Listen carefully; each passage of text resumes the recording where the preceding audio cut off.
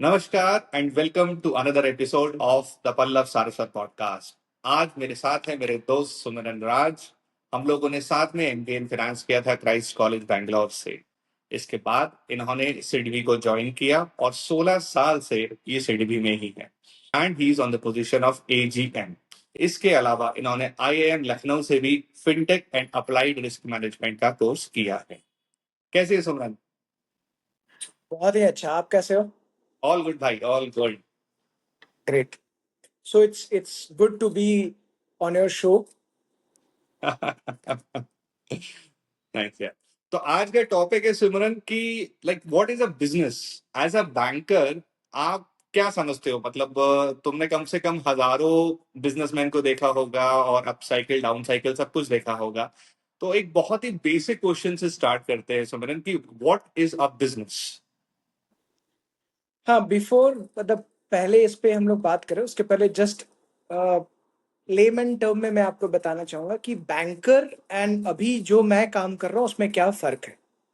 जैसे बैंकर में जब भी हम बात करते हैं तो हम बोलते हैं कि it has to be like current account, saving account खोल रहे हैं, बिजनेस को फंड कर रहे हैं। उसके अलावा लॉकर है, इंश्योरेंस वहां से ले रहे हैं, ये सब फैसिलिटीज होती है। बट सिडबी क्या है, एक बैंक नहीं है। So I am, as you said, I am working as an AGM in SIDBI for past 16 years. This is 17th year going on. So SIDBI का जो काम है वो एक डेवलपमेंट फाइनेंशियल इंस्टीट्यूशन का है। ऑडियंस डेवलपमेंट के लिए। फाइनेंशियल हाँ। Institute, okay. हाँ। मैं थोड़ा सा इसमें रोकूंगा आपको कि यू आर सेइंग कि सिडबी का जो काम है वो as a development financial institute है। थोड़ा सा बताओगे यार, ये क्या हाँ, होता है? मैं उसी बताता हूँ। इसमें क्या है, जैसे आप कंट्री में देखोगे तो क्या है, डिफरेंट डिफरेंट सेक्टर्स के लिए गवर्नमेंट ने बहुत सारे इनिशिएटिव्स लिए हैं। हम्म। जैसे एग्रीकल्चर को लेकर गवर्नमेंट ने एक इंस्टीट्यूशन बनाया है, नबार्ड। यस।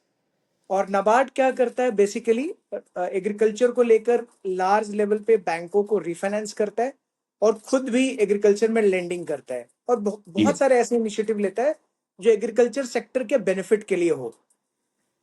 ऑल उसी राइट। तरीके से उसी तरीके से गवर्नमेंट ने सिडबी को बनाया है। एंड सिडबी जो है वो it is an apex institution for promotion, development and finance of micro, small and medium enterprises. तो सुमिरन, भारत में कितने एमएसएमई होंगे? एक आइडिया, मतलब नॉट एग्जैक्ट लाइक। हाँ, देखिए, ऐसे कोई ऑफिशियल स्टडी अभी लेटेस्ट नहीं हुई है, लेकिन पिछला जो ऑफिशियल स्टडी है वो 6.3 करोड़ एमएसएमईज का है। But oh. एज ऑन, हाँ, pan India, but as on date various studies suggest, various articles and publication suggest कि आज के दिन में मोर देन 7 करोड़ एमएसएमईज हो चुके हैं। अराउंड, आप कह रहे हो कि अराउंड 6.5 करोड़ करीब एमएसएमई भारत में हैं। और हम अगर ये मान ले कि एक एमएसएमई में अराउंड 5 लोग भी एम्प्लॉयड हैं, तो कम से कम 30 से 40 करोड़ लोग एमएसएमई में ही एम्प्लॉयड हैं भारत। हाँ हाँ, एमएसएमई कंट्री का सेकंड लार्जेस्ट एम्प्लॉयमेंट प्रोवाइडर है। बाप रे। 30 to 40 crore are employed in MSME हाँ, itself more in then India. That, I think more than that. I mean actually आप सिर्फ एम्प्लॉयमेंट में नहीं, in terms of GDP contribution, in terms of contribution to export, it's very sizeable percentage done by MSME. और across the world अगर आप देखोगे, you take example of all developed economies, US or Germany, or per se the latest developing economy is China. So all over the world, MSME are very very important in terms of growth story, development growth story of any country. तो भारत के MSME और किसी, मान लीजिए developing country, आप Brazil का ले लीजिए, तो आप कुछ ऐसा बता सकते हो कि क्या फर्क है भारत के एमएसएमई में और ब्राजील या साउथ कोरिया के एमएसएमई में? देखिए, एमएसएमई का जो पर से एक स्ट्रक्चर होता है, या जो उनकी लिमिटेशंस होती हैं, हम्म। या जो भी उनके वे ऑफ ऑपरेटिंग होता है, across the world almost same होता है। जैसे कोई ओके। बिजनेस स्टार्ट किया, हाँ, हम्म। बिजनेस स्टार्ट किया तो क्या चैलेंजेस वो फेस करेगा, किस तरह के रेगुलेशंस आते हैं, किस तरह के रजिस्ट्रेशन करने हैं। Every country has some of the other registrations, every okay. Country has lot of other initiatives to help MSME grow. The difference lies in कि एक किसी भी कंट्री में एक एमएसएमई कितना जल्दी बिजनेस शुरू कर पाता है. The shortest time to kickstart a business, that is the main yardstick in terms of facilitation by the government, or in terms of regulatory approval, or various kind of certificate approvals given by the government. जैसे India में आप MSME बनते हैं, मान लीजिए आपकी partnership firm है, तो एक पार्टनरशिप डीड बनानी होगी. अगर प्रोप्राइटरशिप यूनिट है तो आपको एक प्रोप्राइटरशिप नाम रख सकते हैं. जैसे आपने शुरू किया था पल्लव शाश्वत करके, आप अपनी एक यूनिट चला सकते हैं, इंडिविजुअल बैलेंस शीट बना सकते हैं प्रोप्राइटरशिप कंसर्न में. और अगर आपने मान लीजिए partnership firm, if you decide to open a partnership firm, you will have to get a partnership deed done. Partnership deed में आप रजिस्ट्रेशन या अनरजिस्ट्रेशन दोनों तरीके से चला सकते हैं. और प्राइवेट लिमिटेड कंपनी भी बना सकते हैं, जिसमें वन मैन कंपनी भी हो सकती है, मोर देन वन डायरेक्टर भी हो सकते हैं.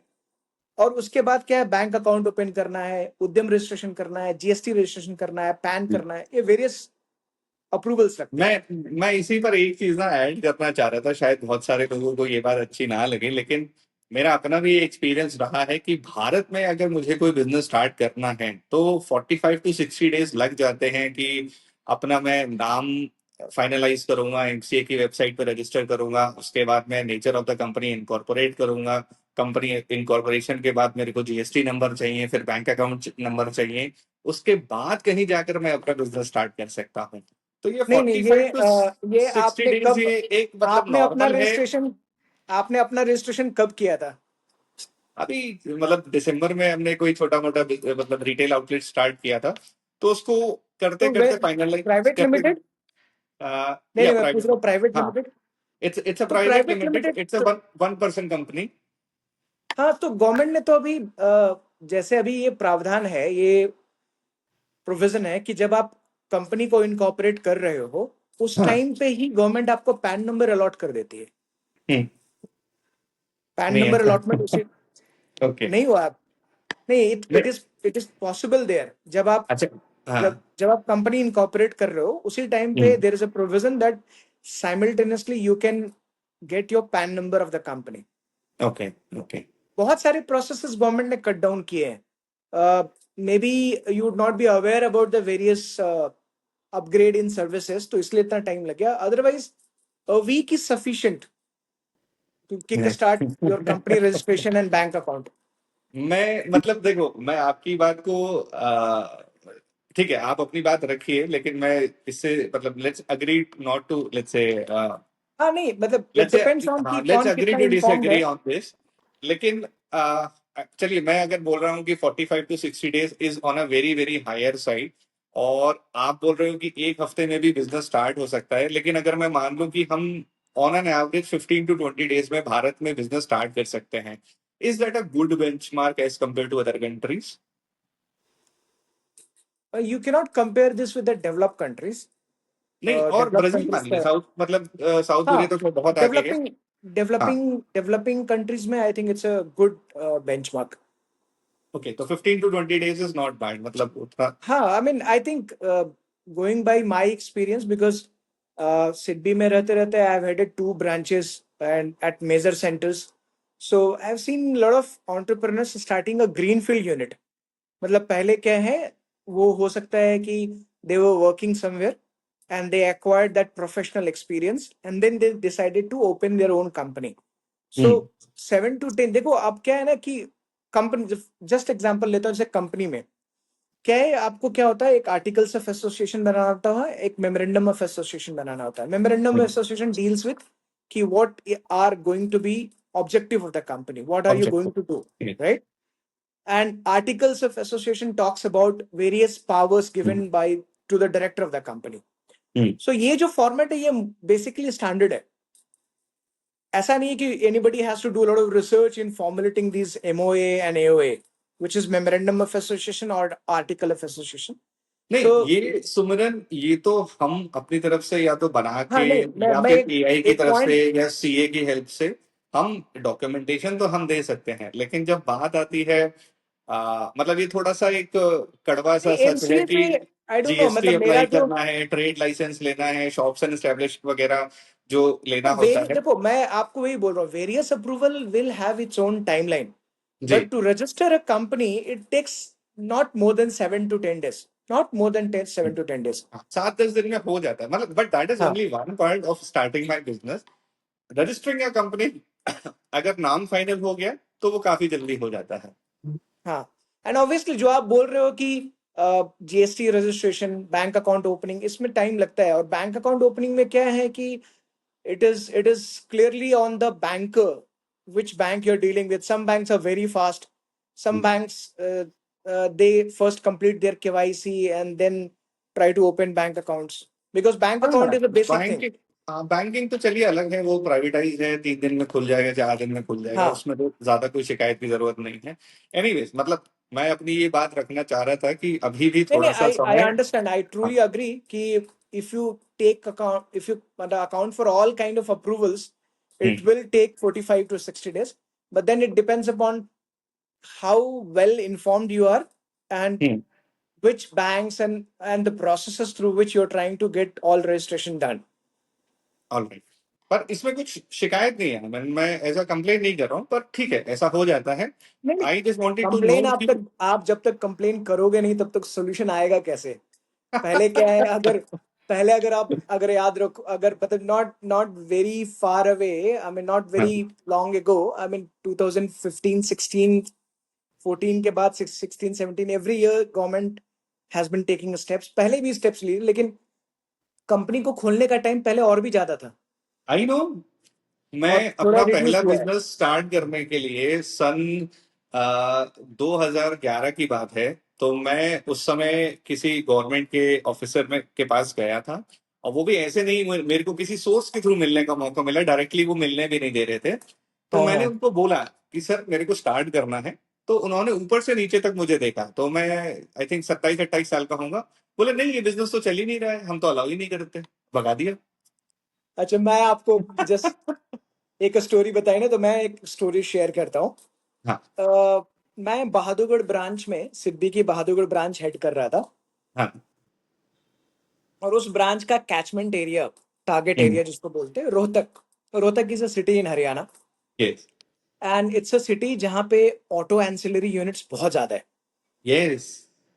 ठीक है। And if you are aware, Gurgaon में मारुति की यूनिट है ना? हम्म। और मानेसर और भी, प्लांट है। हाँ, मानेसर प्लांट है, और भी कंपनी की है, हुंडई की है। तो उसमें क्या है कि एक और राजकोट में, ये सॉरी, रोहतक में मैंने काफी सारी यूनिट फंड की थी, hmm. SIDBI being as a SIDBI branch incharge. वहां पे वन डे एक बंदा आता है, एक यंग सा लड़का, आई थिंक हार्डली 19-20 ईयर्स होगा। ओके। और ही केम इन एंड सेड कि सर, मुझे अपनी एक जॉब वर्क यूनिट डालनी है। सो जॉब वर्क कहने का मतलब होता है कि आप रॉ मटेरियल नहीं खरीदते हो। बड़े जो यूनिट होती हैं ऑटो एंसिलरी के, टीयर 1, टीयर 2, टीयर 3, वो क्या होता है, कुछ हाफ वर्क डन किया हुआ आपको मटेरियल देते हैं, और उस पे आपको एक मशीन होती है, CNC VNC, different different machine होती है, जी।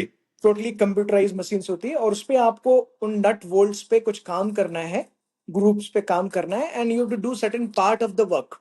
ओके। ओके। सो उसमें बोला कि सर, मैं अपना एक यूनिट शुरू करना चाहता हूँ, मुझे एक सीएनसी मशीन चाहिए। हम्म। तो एक सीएनसी मशीन चाहिए, और उस मशीन की कॉस्ट 17 लाख है। मैं 4 लाख रुपए खुद से ले आऊंगा, आप मुझे 12 से 13 लाख रुपीस लोन दे दीजिए। तो आई ओके। वॉज लाइक, जैसे आपने बोला कि अ, उस गवर्नमेंट ऑफिशियल ने आपको ऊपर से नीचे देखा, and then kind of no, I mean indirect signal कि ठीक है भाई, whether you would be able, I mean casting doubt on your ability, right? Yes. तो सो मेरा क्या था कि I didn't give him that look. मैंने उसको पूछा सिंपल टर्म्स में कि आप 4 लाख रुपए कहाँ से लाओगे? हम्म। तो उसने बोला, सर पापा का सेविंग है, वहां से ले आऊंगा। मैं बोला, यू, आप जो मशीन खरीद रहे हो वो कहाँ डालोगे? बिकॉज आप मशीन खरीद रहे हो तो you will have to put it in an industrial area. Yeah. आप घर घर में तो नहीं डाल सकते हो, या हाँ। कमर्शियल जगह पे नहीं डाल सकते हो, इंडस्ट्रीज के लिए हाँ। इंडस्ट्रियल एरिया है। हम्म। तो उसने बोला, जस्ट मैं टेस्ट कर रहा था उसका नॉलेज कि how prepared he is. So he says कि सर, इंडस्ट्रियल एरिया में एक 10 by 12 स्क्वायर फीट का जगह है जो मुझे रेंट पे मिल रहा है। ओके। सो रेंट पे मिल रहा है, एंड रेंट ज्यादा नहीं है सर, 7,000 8,000 रुपीज है। वो मैं अफोर्ड कर पाऊंगा, और मैंने कैलकुलेट कर लिया है कि एक मशीन से मैं कितना जॉब वर्क कर सकता हूँ साल में। हम्म। तो एक मशीन से generally depending on capacity of the machine 15 to 20 lakhs rupees per annum का जॉब वर्क हो सकता है। ओके, तो ग्रॉस रेवेन्यू। हाँ, नहीं नहीं, जॉब वर्क ओके। कहने का मतलब ये हुआ कि आप अपनी यूनिट में रॉ मटेरियल खरीद नहीं रहे हैं। आप क्या कर रहे हो, वैसे मान लो मैं मैन्युफैक्चरर हूँ, हम्म। मान लो फॉर XYZ है, and I am supplying to Maruti, and एक हम्म। गियर बॉक्स में बना के सप्लाई कर रहा हूँ। मान लो गियर बॉक्स में एक छोटी सी कोई कंपोनेंट है जिसपे मुझे आपसे कोई, उसमें जो ग्रूव होता है ना जिसपे ग्रिपिंग होती है, वो ग्रुप का काम कराना है मशीन से, CNC ओके। मशीन से। ओके। तो मैंने आपको हाफ वर्क करके एक रॉ मटेरियल पे पार्ट्स पे काम करके आपकी यूनिट को दिया। What you will do hmm. Is, उस रॉ मटेरियल को हाफ फिनिश वर्क को रिसीव करके उस पे काम करके और एज इट इज बिलिंग कर, मतलब जो काम आपने किया उसका बिलिंग करके मुझे दे दोगे। तो आपको क्या है, रॉ मटेरियल खरीदने की जरूरत नहीं है, तो आपका कैपिटल इंटेंसिव नहीं हुआ।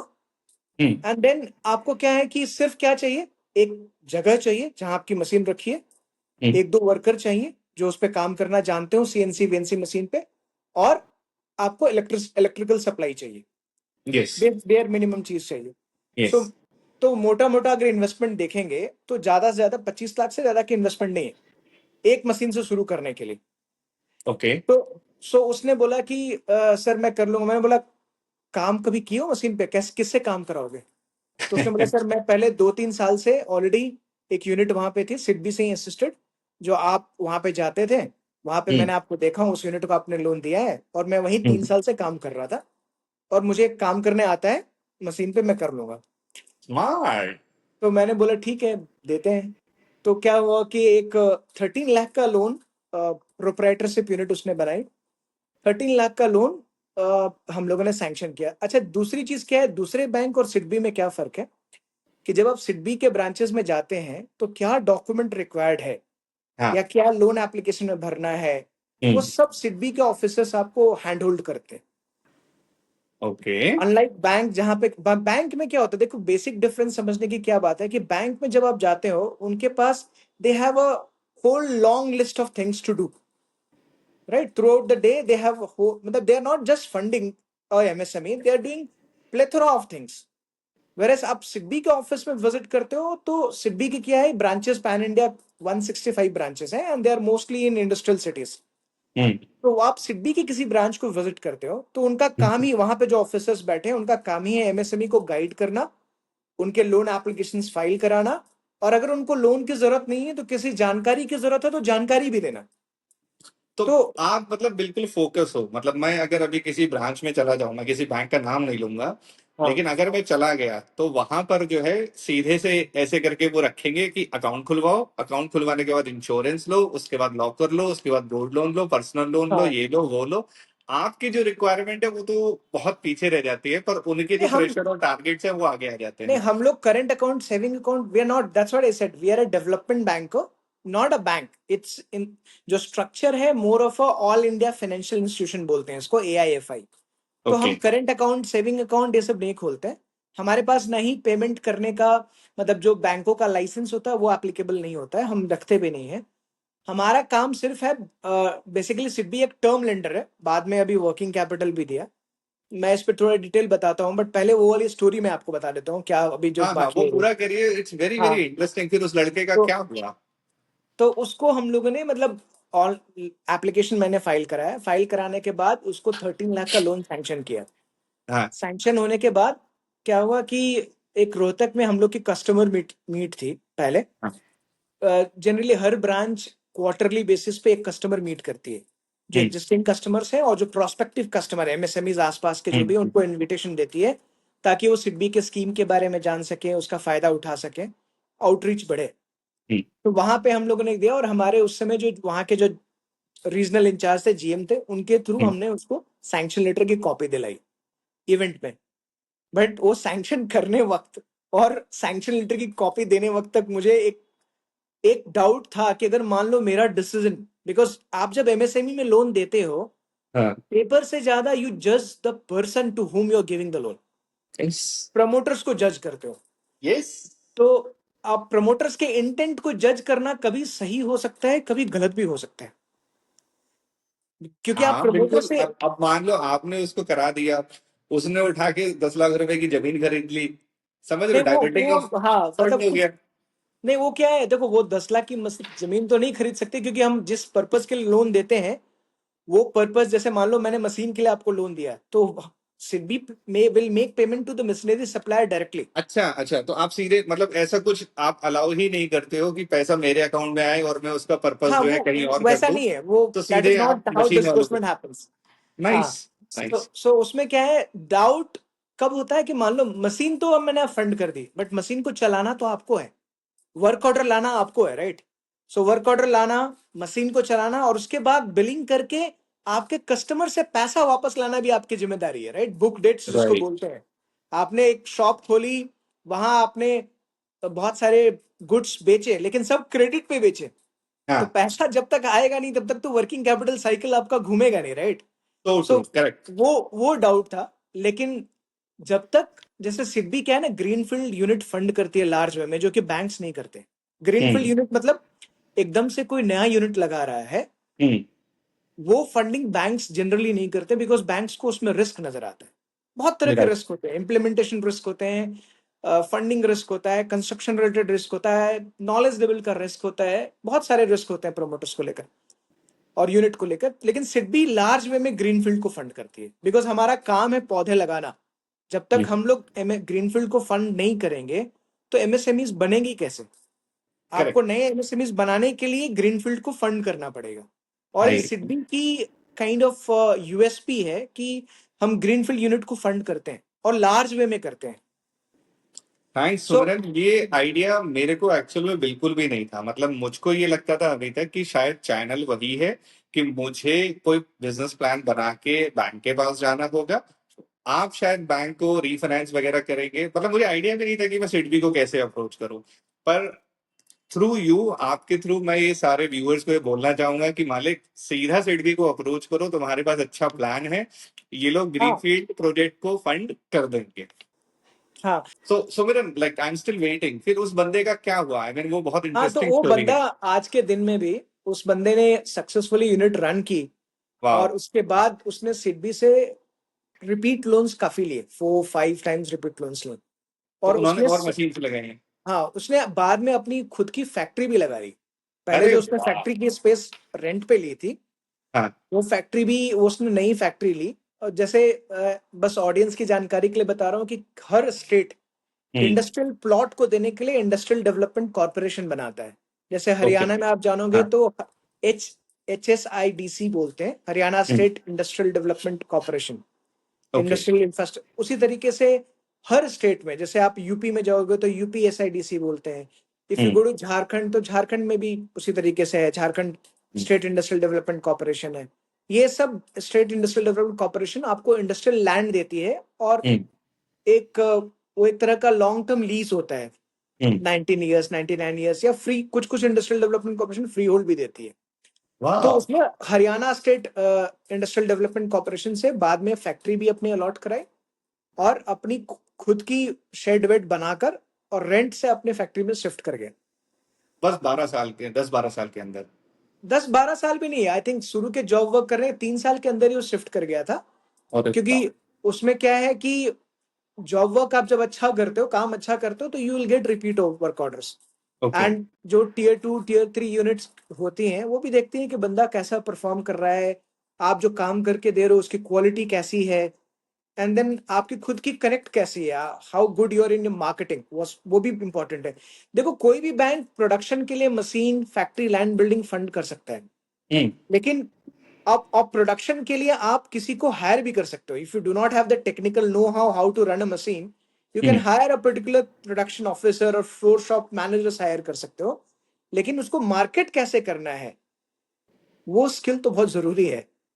मतलब आते मैं हैं तो उस पे भी, उस पे आते हैं सिमरन। एक्चुअली मैं मतलब इस स्टोरी में मैं इतना इन्वॉल्व हो गया कि बहुत सारे मैं क्वेश्चंस जो आगे पूछना चाह रहा था वो हम बातों में ही निकाल के ले गए। हाँ, let me rephrase it, let me go back. बहुत बेसिक चीज से स्टार्ट करते हैं कि as a banker, as a lender, what is a business?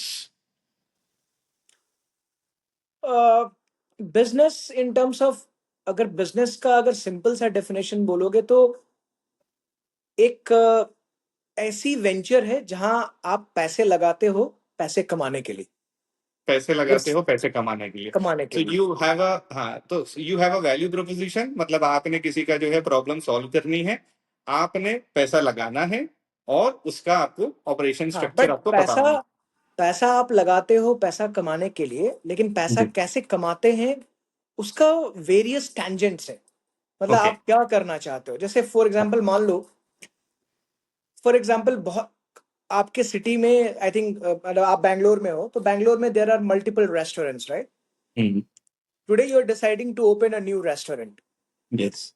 So if you want to attract consumers to your restaurant, you will have to find different value proposition। तो मतलब आप अलग क्या करोगे?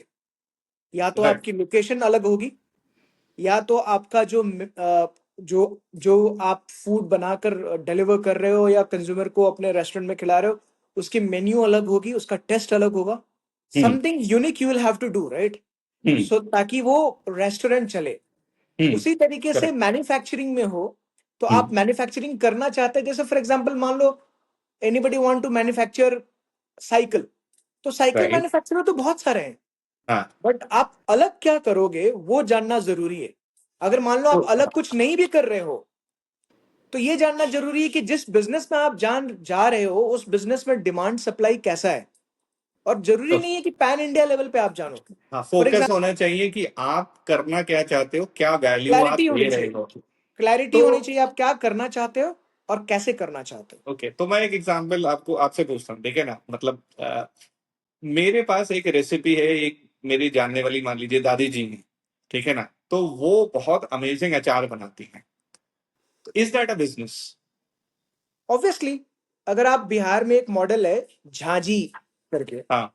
ऑनलाइन देखो, वो एक बहुत सक्सेसफुल बिजनेस मॉडल है। It is, yes. उन्होंने यस, कहाँ से हम शुरू लोग भी किया था? अपने यहाँ, वो शायद शार्क टैंक पे भी आए थे, हम लोग भी उसको कंज्यूम करते हैं। इट्स लाइक, तो बोलते बोलते मेरे मुंह हाँ, में पानी आ रहा सो है। सो वो काफी बड़ा बिजनेस हो गया, कैसे शुरू किया था हाँ। और कहाँ बन गया है। फिर बिहार में ओके। एक बिजनेस मॉडल है, because this are business model जो सक्सेसफुल है amid lot of challenges in a state, इसलिए मैं एग्जांपल दे रहा हूँ।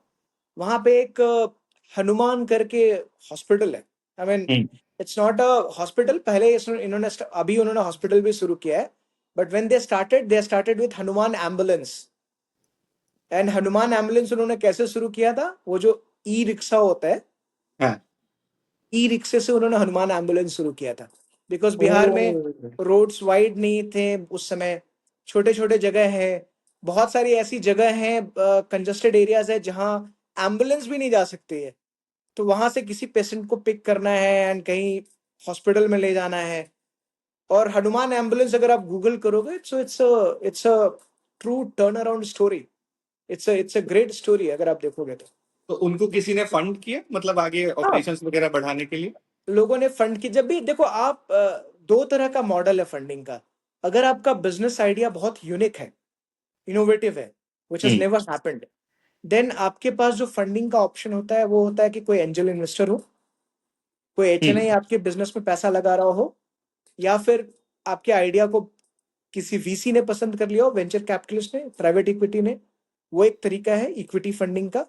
और अगर आपका business model is a is a kind of, I mean, I should not say a generic, because any business is a success story। वो पहले से बिजनेस वैसा आइडिया हो या ना हो, लेकिन हर बंदा अपना स्वेट एंड ब्लड दे के उस बिजनेस को खड़ा करता है। ट्रू, तो वेरी ट्रू। तो if it is not kind of something new you are doing, तो then you can go and opt for debt funding also. And जो इक्विटी लेते हैं वो भी सब्सिक्वेंट फेजेस में डेट फंडिंग अवेल करते हैं। ओके। सो आप जब डेट फंडिंग लेते हो, उस समय आपको वेरियस टर्म्स अग्री करने पड़ते हैं, तो आपको वर्कआउट करना पड़ता है कैसे आप उसको लोन को चुकाओगे। और हम्म। इक्विटी या वीसी भी, वेंचर कैपिटल भी लेते हो, तो आपको उनको एक डेक रिपोर्ट बनाकर बताना पड़ता है कि how you are going to grow your business. Hmm. कितना एक, बिकॉज वो भी देखते हैं कि कितना multiple time return they can earn from a unit.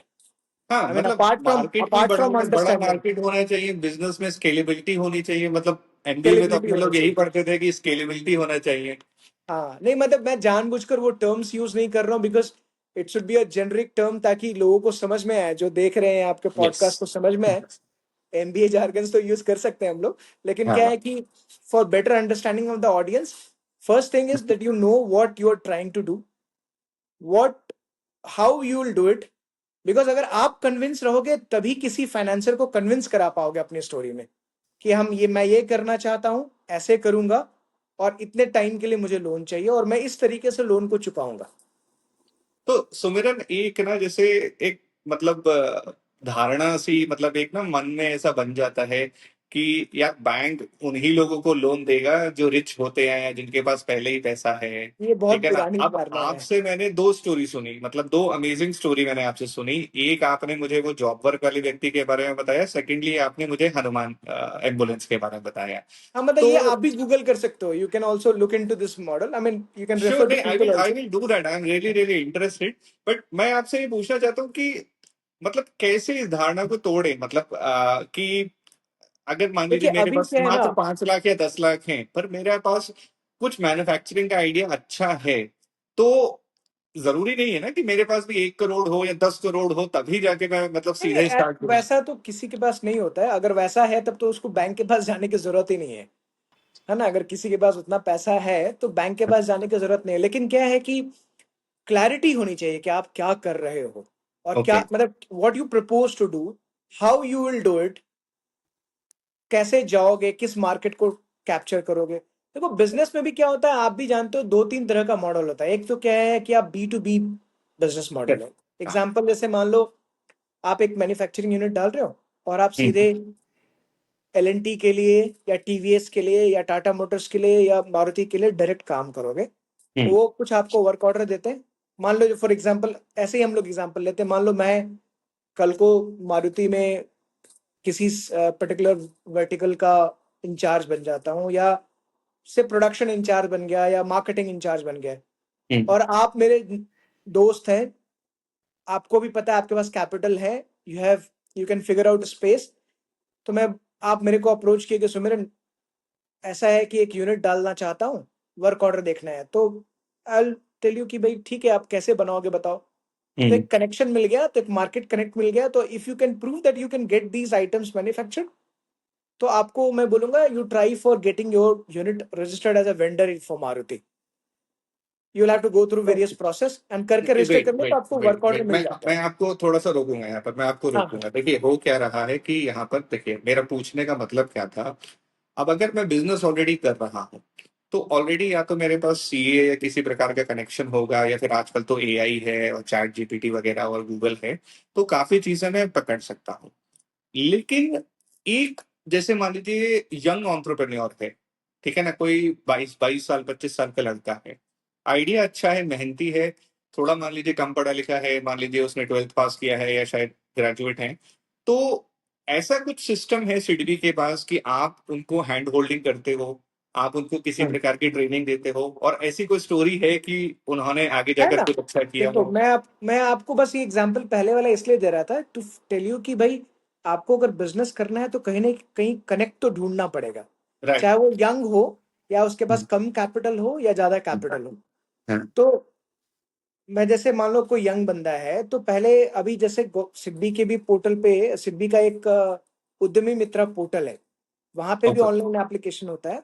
और वहां पे पहले क्या था कि if you heard of startup India, government ने शुरू किया था स्कीम, जहाँ राइट। गवर्नमेंट 1 करोड़ तक का लोन देती है और हर बैंक के थ्रू देती है, जो कि गारंटेड होता है। उसमें आपको कोलेटरल देने की भी जरूरत नहीं है। कोलेटरल वाले पॉइंट पे मैं आपको बताता हूँ, लेकिन इसके पहले मैं बताता हूँ उस पोर्टल पे आप जाकर you can choose people to seek their help in terms of preparation of long loan documents, okay. project report, loan document, submission of documents to respective banks। और अभी भी क्या है कि गवर्नमेंट अभी क्रेडिट काउंसलर करके कॉन्सेप्ट लॉन्च कर रही है। अगर आपने बजट का नोटिफिकेशन सुना होगा तो कॉर्पोरेट मित्रा करके एक स्कीम गवर्नमेंट लॉन्च कर रही है। और ऑलरेडी एमसीए ने काम कर रखा है और यूएटी शायद चल रहा है, based on what ever information is available on web. उसके हिसाब से क्रेडिट काउंसलर जो होंगे वो ज्यादातर रिटायर्ड बैंकर्स होते हैं या उनको एक्सपीरियंस होता है बैंकिंग में। और जब एक कोई बंदा एप्लीकेशन डाल रहा है तो उसके पिन कोड के बेसिस पे वेरियस जो अवेलेबल क्रेडिट काउंसलर्स होंगे उनके नाम पॉपअप हो जाते हैं, और वो चूज कर सकता है। जैसे मान लो मैं, आप कोई बंदा है वो दिल्ली के आसपास ढूंढ रहा है, और मैं दिल्ली में ही as a credit counsellor registered हूँ, तो मेरा नाम उसको आएगा कि you can take help of Sumiran, and इसका मिनिमम फीस ये है, जो भी बहुत मिनिमम फीस, उसमें फीस बहुत ज्यादा नहीं है। तो he can take my help. I can help in preparation of loan document, approaching a bank, as well as in terms of replying to the queries of the bank. All these things can be done, and वो बंदा अगर किसी को loan documentation या loan का process नहीं पता है तो वो पूरी तरीके से गाइड करेगा। और अरे वाह। उद्यमी मित्रा पोर्टल जो है वो पहले ऐसे रन करता था कि जब आप लोन एप्लीकेशन फाइल करते हैं तो they allow you to choose 3 banks and specific branch of that bank. For example मान लो आपने बैंक ऑफ बड़ौदा चूज किया, और बैंक ऑफ बड़ौदा का फॉर एग्जाम्पल बड़ौदा ब्रांच आप चूज करना चाहते हैं बड़ौदा सिटी का, तो बड़ौदा सिटी में बहुत बहुत सारी ब्रांचेस हैं, 10 ब्रांचेस हैं, तो बड़ौदा सिटी के स्पेसिफिक ब्रांच को भी वो चूज करने देगा। फिर सेकेंड ऑप्शन देता है, थर्ड ऑप्शन देता है, and when you submit the loan application, the first application in form of an application, it flows directly to that branch, and that branch has certain timeline. I think उस समय 7 to 15 days था, उसके अंदर उस branch को बताना होता है कि whether they are sanctioning the proposal or rejecting the proposal, and if they are doing so, why they are doing so, तो explain करना होता है। सेम कॉन्सेप्ट इधर क्रेडिट काउंसलर वाले पोर्टल पे गवर्नमेंट डाल रही है। और if it is rejected by the first bank, it moves to the second bank, मतलब सेकंड ब्रांच जो उसने अच्छा, चूज किया, मतलब उसके बाद भी चांसेस हैं। ऑटोमेटिकली फ्लो होती है, अरे वाह। And then it flows to the, मान लो सेकंड जाके थर्ड को भी जाता है। ये सब हम्म प्रोसेसेस हैं, और ये पहले भी थी, ऐसा नहीं है, लोग अवेयर नहीं होते हैं, अवेयरनेस की कमी होती है। लेकिन ऑल सेड एंड डन मैं आपको बोलता हूँ कि कोई भी एंटरप्रेन्योर है वो सिडबी के वेबसाइट पे जाकर ऑनलाइन एप्लीकेशन डाल सकता है। जो हम्म ऑनलाइन एप्लीकेशन मॉडल है सिडबी का, बड़ा सिंपल सा है। It's not very any jargon use, simple English use किया हुआ है, सिंपल क्वेश्चंस होते हैं, एंड वो पूछने से क्या होता है, देखो आप जब कोई लोन लेना चाहता है ना, जैसे मैंने बताया आपको 6-7 साल मैंने ब्रांच हेड किया है, हम्म तो बेसिक जो प्रॉब्लम आती है, मेरे पास लोग आते हैं और बोलते हैं मुझे लोन चाहिए। हम्म मैंने बोला लोन क्यों चाहिए आपको, आप क्यों बताइए, चाहिए, हाँ। क्या करना चाहते हो वो बताओ, कैसे करोगे वो बताओ, वो जानना जरूरी है। और बहुत बार ऐसा होता है कि लोगों को चाहिए होता है कोई मशीन खरीदने के लिए लोन, वो आते हैं बोलते हैं सर मुझे वर्किंग कैपिटल चाहिए। मैंने पूछा वर्किंग कैपिटल का मतलब आपको पता है कि किस लिए होता है? That is a short term finance, उससे आप लॉन्ग टर्म एसेट खरीदना चाहते हो। तो लोगों को पता नहीं होता, और वो कहीं न्यूज से पढ़ लेते हैं, ऑनलाइन पढ़ लेते हैं, और किसी एडवर्टीजमेंट से देख लेते हैं, और सीधे आके बोलते हैं मुझे इस स्कीम में चाहिए लोन। तो नहीं, पर ये कॉमन है, ये हाँ सुबह कॉमन देखिए है, ये बात कॉमन होगी। इसमें हाँ, कोई मुझे गलती नहीं धंधा है। करना आता है, लेकिन अगर मुझे वर्किंग कैपिटल और लेट्स से टर्म लोन के बारे नहीं में नहीं, मान लीजिए हाँ, मैं आपको ये बता रहा हूँ कि इसमें कोई गलती नहीं है। राइट इसमें यह है कि जो बैंकर है उसको सही क्वेश्चंस पूछना है, राइट। और आई उसको एग्री। गाइड करना है कि आप किस लिए लगाओगे। अगर ये लगाना चाहते हो तो गवर्नमेंट की ये स्कीम है, इस स्कीम में आपको सब्सिडी भी मिल जाएगी, इंटरेस्ट रेट भी कम पड़ेगा। होता क्या है कि बैंक भी, अगर आप रिसेंटली देखेंगे तो एफएम ने भी कमेंट किया था कि banks should be doing their own core business. Recently अगर हाँ। देखोगे 2 महीना पहले, बिकॉज बैंक्स में क्या है, हर बैंक्स में क्या है कि there is a race to earn lot of non fee income, non interest income, right, fee income. हाँ, सैडली मैं भी like I have been a part of that. तो मैंने देखा है हाँ बहुत, like I have been a part of that. 2-3 साल मैंने भी किसी प्राइवेट बैंक में काम किया है, तो I know you have right, to be. But there is a change, like मैंने खुद भी अप्लाई किया ऑब्वियसली। था। एक वेबसाइट है, आई थिंक PSB 59 करके कोई अब मैं वेबसाइट है। बताता हूँ भाई, हाँ, तो वही विद इन बताता हूँ। 59 मिनट्स, मतलब आप अपनी डिटेल्स डालो, वो आपको रिस्पॉन्ड करेंगे, आपको बताएंगे कि आप किस चीज के लिए क्वालिफाई कर रहे हो। और मेरे पास बाकायदा एक बैंक से आया था कॉल, और 2 बार मैडम ने कॉल किया कि सर आप आ जाओ, हम आपका वेट कर रहे हैं। एंड आई वाज लाइक, ये like it was like music to my ears कि मुझे लोन देने के लिए 2 बार वो बुला रही हैं। अब प्रॉब्लम ये हुई कि मैं वर्किंग कैपिटल चाह रहा था, वो टर्म लोन लेना चाह रहे, तो फिर वो बात खत्म हो गई कि चलिए जाने दीजिए। नहीं, मैं बट बताता हूँ ऑनलाइन पीएसबी हाँ, लोन को बताता हूँ। Online PSB loan in 59 minutes जो कंपनी है, हाँ, it was a very small company. हाँ। और उसमें सबसे पहले पैसा सिडबी ने डाला था। इट वाज अरे सपोर्टेड बाय वाह। सिडबी। ठीक है। इसको आज के दिन में ओपीएल बोलते हैं। हाँ। एंड ओपीएल में सिडबी ने पैसा डालकर उसको उनकी कैपेबिलिटीज बिल्ड की थी। They had all their ideas. And hmm. SIDBI, I mean SIDBI के एसोसिएट होने के बाद they have increase their growth. And now their stake holders are almost various banks. SBI भी उनका स्टेक होल्डर है, SIDBI भी स्टेक होल्डर है, and their other banks also. And आज के दिन में ओपीएल वेरियस बैंक के लिए वर्किंग कैपिटल का लोन जर्नी कराता है। टर्म लोन का भी कराता है, वर्किंग कैपिटल का भी कराता है। सो वहां भी वेरी। आप जर्नी कंप्लीट करोगे तो वो बैंक के पास जाता है। आप मान लो एसबीआई से वर्किंग कैपिटल लेना चाहते हो तो वहां पे जाके जर्नी कंप्लीट। सिडबी का भी वर्किंग कैपिटल जर्नी वहां पे होता है, which is called as DG cash, जिसमें 5 करोड़ तक की वर्किंग कैपिटल सिडबी देती है। यस। और वहां पे जर्नी कंप्लीट होने पे आपको पता चल जाता है इन प्रिंसिपली यू आर एलिजिबल और नॉट एलिजिबल। आपको मैसेज तुरंत जाता है। तो मैं थोड़ा समअप करता हूँ अपना जो अभी तक डिस्कशन हुआ है।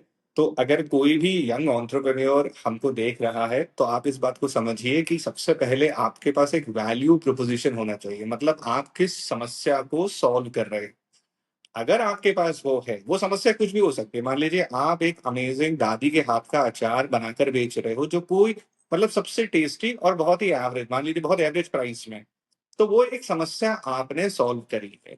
नहीं, दूसरा, मैं आपको रुकूंगा यहाँ पे। जरूरी नहीं कि समस्या सॉल्व कर रही है।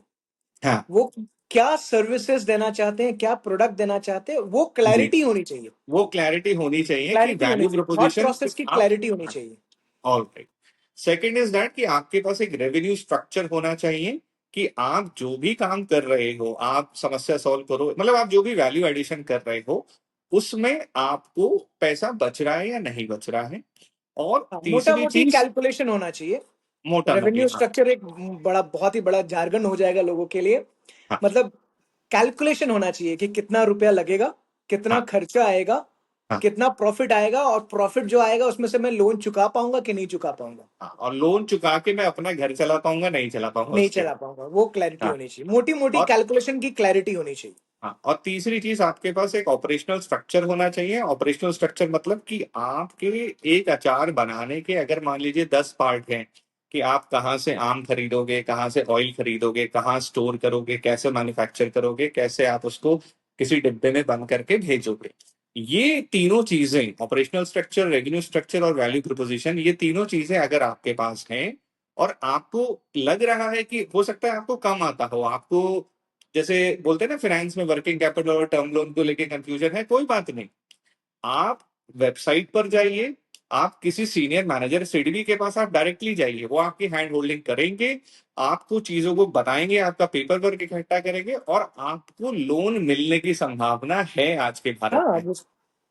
ऑब्वियसली। मैं एक एक बिफोर वी एंड, मैं आपको एक स्टोरी और बताता हूँ। जब मैं बहादुरगढ़ इंचार्ज बना था तो एक बंदा वहां पे एप्लीकेशन डाला था। I still remember him, because मैं उसको हिंदी में कर्मठ बोलता हूँ, वैसे इंसान की कैटेगरी को। वो, उसकी एक एप्लीकेशन आई, और वो, मैंने पूछा कहाँ रहते हैं आप। तो बोला सर मैं रेंट पे उत्तम नगर हम्म। में रहता हूँ, दिल्ली में उत्तम नगर में। मैं, ठीक है, कहाँ के रहने वाले हैं? तो कानपुर के रहने वाला हूँ। तो आपको क्या चाहिए सर? मैंने एक फैक्ट्री यहाँ ली है 76 लाख में, मुझे उसके अंदर कुछ इक्विपमेंट फंड करनी है। तो मैंने बोला आप पहले क्या करते थे? तो पहले उसने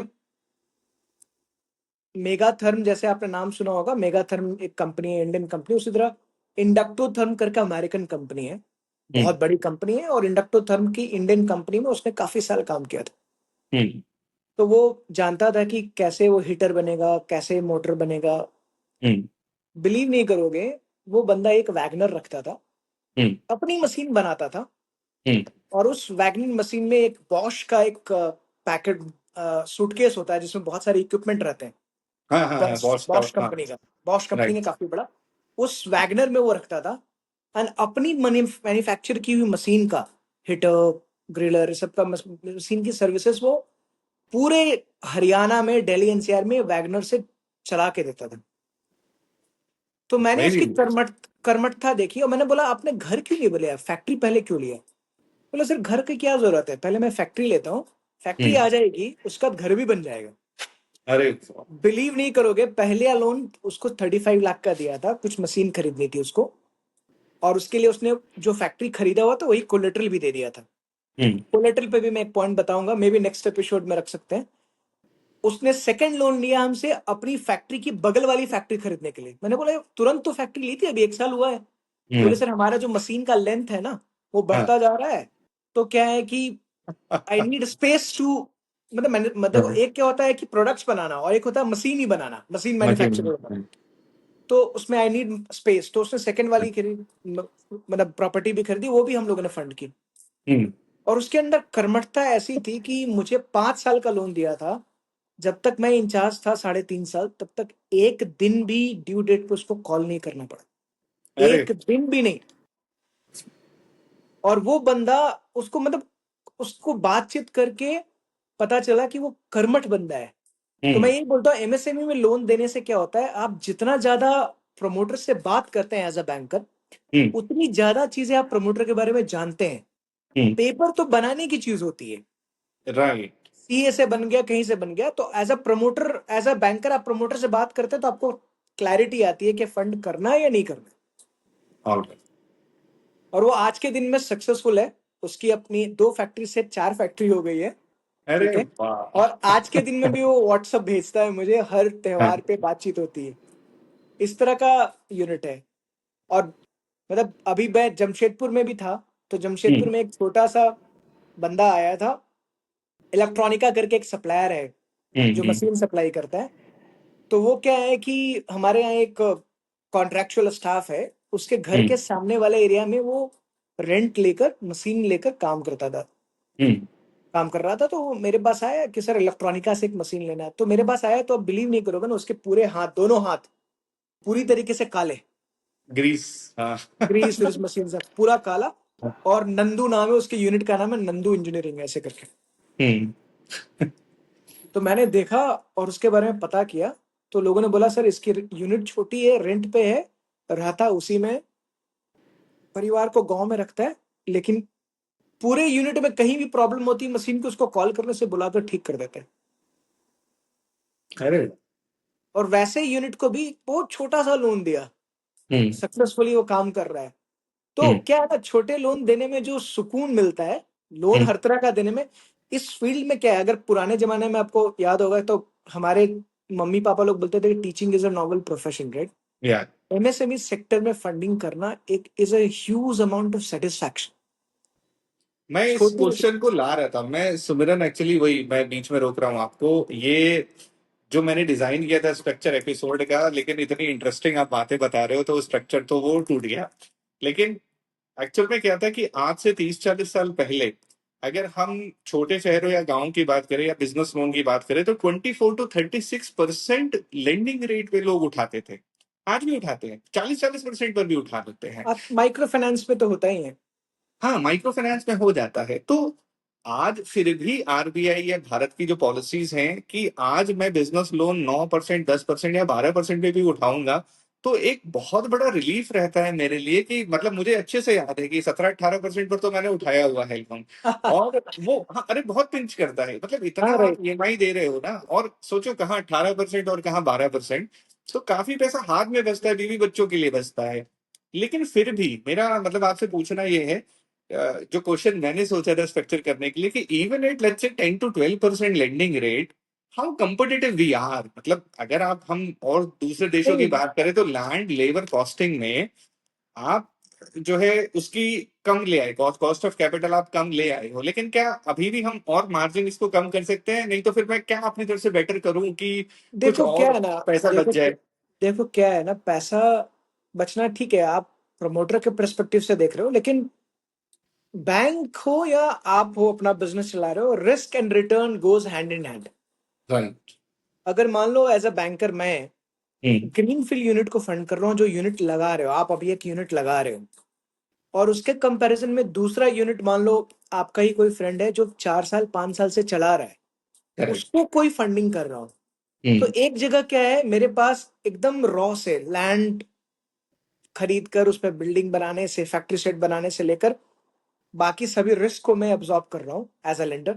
और दूसरी जगह सब कुछ बनी हुई है, 4 5 साल से यूनिट चल रही है, वहां पे मैं डायरेक्ट पैसा दे रहा हूँ, वहां पे एक मशीन चल रहा है, उसका वर्क ऑर्डर है, मार्केटिंग एंड सेलिंग अरेंजमेंट है, वो प्रॉफिटेबल है।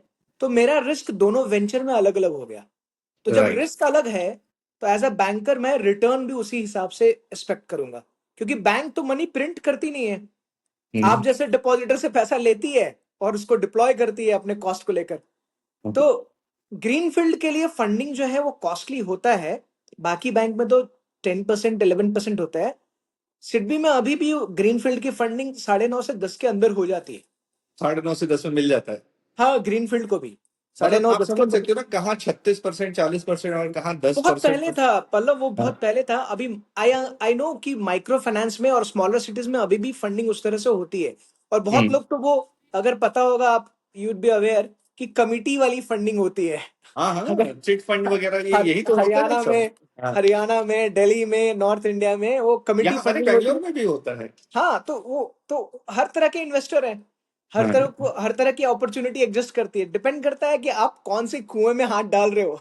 पैसा नहीं नहीं, ला, मेरा एक तरीका यही है, मतलब मेरा एक व्यू यही था कि अगर मेरा ये एपिसोड या फिर हमारी ये बातचीत ना उस प्रकार के लोगों तक पहुंचे, क्योंकि प्रॉब्लम क्या है, आपने 36% पे पैसा उठाया है, आप प्रॉफिट कमा के भी ना बहुत कम संभावना नहीं बचती है लौटा कि पाओगे। आप नहीं, कि मैं अपने लाइक घर के लिए मैं कुछ बचा लूं या मैं कहीं एफडी बना लूं या स्टॉक्स में लगा लूं। नहीं, वो तो थर्टी देखो, सिक्स छत्तीस percent is a very percent big. हाँ।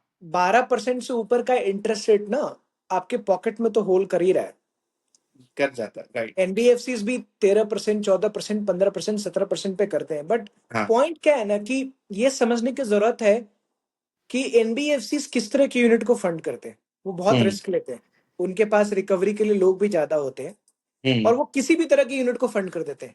कोई पास में डिफॉल्ट किया उसको भी फंड कर देते हैं अगर फंडिंग की जरूरत है तो, क्योंकि हम्म। वो रिस्क लेते हैं तो इंटरेस्ट रेट ज्यादा लेते हैं। हम्म। नहीं तो बैंक्स क्या मतलब होता है तरीका थोड़ा। ये रहेगा, मतलब देखिए मैं बताऊं इसमें ना एक एक ये एक साइकिल है, एक एक इसमें साइकिल क्या होती है कि अगर मुझे पता ही नहीं है कि कोई व्यक्ति बैठा है, ऐसी कोई योजना है सिडबी में या भारत ने ऐसी कोई पॉलिसी बनाई है कि मेरे को वो पहले एजुकेट करेंगे कि भाई तुम्हारा ये बिजनेस है, इसमें तुम ऐसे करके वर्किंग कैपिटल लेके टर्म लोन ले लो, उसके बाद वो खुद ही मेरा पेपर वर्क जो है सही करके आगे फाइल बना देंगे, तो मुझे ये पता ही नहीं है, मैं यही सोचता रह जाऊंगा कि अरे यार मेरे भाग्य में जो है 20% या 24% का ही लोन है, तो अब मैंने ले तो लिया, लेकिन टू नहीं, अब सरवाइव बिजनेस आजकल थोड़ा आसान हुआ है पल्लव। पहले से क्या है कि हाँ। आजकल because of the internet and because of the various scheme by government, या हाँ। बैंक भी काफी, बहुत सारे बैंक, सिडबी और हो या कोई और भी बैंक हो, they are running lot of digital loans. Okay, तो मैं लास्ट क्वेश्चन, ठीक है ना, मतलब मुझे पॉडकास्ट करने के लिए अगर लोन चाहिए हाँ, वो मिल सकते हैं? सर्विस सर्विस कैटेगरी में आएगा। इसमें मेरा खर्चा होता है, आई मीन लाइक फिक्स्ड हाँ, एसिड आई है नो, इसमें? होता है तो सर्विस कैटेगरी में आएगा, ये मैन्युफैक्चरिंग में नहीं आएगा। हाँ। सर्विस कैटेगरी में आएगा, और आपको क्या खर्चा होता है, एक हम्म। पॉडकास्ट से क्या रेवेन्यू जनरेट होता है, हाँ। वो आपको बताना पड़ेगा पेपर पे दिखाकर कि मैं इतना, मेरा व्यूअरशिप होता है, इस हाँ। व्यूअरशिप से मैं ये इनकम जनरेट करता हूँ, और हाँ। मेरे ये एक्सपेंसेस हैं। अगर एक्सपेंसेस हैं तो क्या अगर आप दिखा सकते हो कि you are going to be profitable, and आपको किसके लिए चाहिए, बेसिकली आपको वर्किंग कैपिटल चाहिए होगा, बिकॉज इक्विपमेंट तो आपने ऑलरेडी खरीद के रखा होगा, राइट राइट। या छोटा मोटा हो सकता है, इक्विपमेंट हाँ। परचेज के लिए भी चाहिए होगा। हम्म। तो आपका जो रिक्वायरमेंट है वो तो मुद्रा लोन में ही हो जाएगा। मुद्रा लोन अभी गवर्नमेंट ने 20 लाख तक एनहांस कर दिया है right right. Working capital loans के लिए। तो सबसे पहला चीज क्या है कि एज एन इंडिविजुअल आप जहां पे अपना सेविंग अकाउंट रखे हो, हम्म। उस बैंक के पास आपके बैंकिंग फुटप्रिंट है। करेक्ट। उस बैंक को आप बोलो कि आप मुझे स्मॉल वर्किंग कैपिटल लोन चाहिए, मुद्रा हम्म। के अंदर आप दे रहे हो। I think based on your ITR, मतलब बेस्ड ऑन योर एक्सपीरियंस, आपको मुद्रा लोन आसानी से मिल जाएगा। You will not have to So, struggle like a newcomer. okay. It will come as a, let's say, lump sum, or it will come as a, let's say, I mean, OD, ki as and when I require, I can take it. You can take an OD also, as and when हाँ। you require, you take it and then pay it. आप उसमें working capital में क्या है, आप उठाते हो जब जरूरत होता है, फिर आप उसमें क्रेडिट करते रहते हो। आपका चलो जो मैं पक्का मैं एक काम करता हूँ, लाइक अभी मैं इसको like since I am talking with you, I will create a file, I will update you regularly कि this is what I have done, if I am going to let's say lose somewhere या फिर मैं कहीं miss कर रहा हूँ, मैं आपकी गाइडेंस लेता हाँ, हूँ सब इसमें। Sure sure. चलिए सुमरन, मजा आ गया यार तुमसे बात करके। बहुत बहुत सालों बाद अपने लोगों ने कनेक्ट किया है, but I think it was a brilliant idea. Obviously anything you do to spread awareness is good, right? I mean, मैं तो मानता हूँ अगर आप अपने तरीके से, not only in this field, किसी भी फील्ड में आपने अगर 4 लोगों को फायदा पहुंचाया तो वो एक अचीवमेंट है। a lot of blessings you are going to, I mean you are already getting a lot of blessings, और मैं जो तुम्हारे मुंह से स्टोरी सुन रहा हूँ, आई एम श्योर बहुत बहुत अच्छा होगा तुम्हारे साथ। Keep up the good work यार, all the best. Thank you. See you भाई।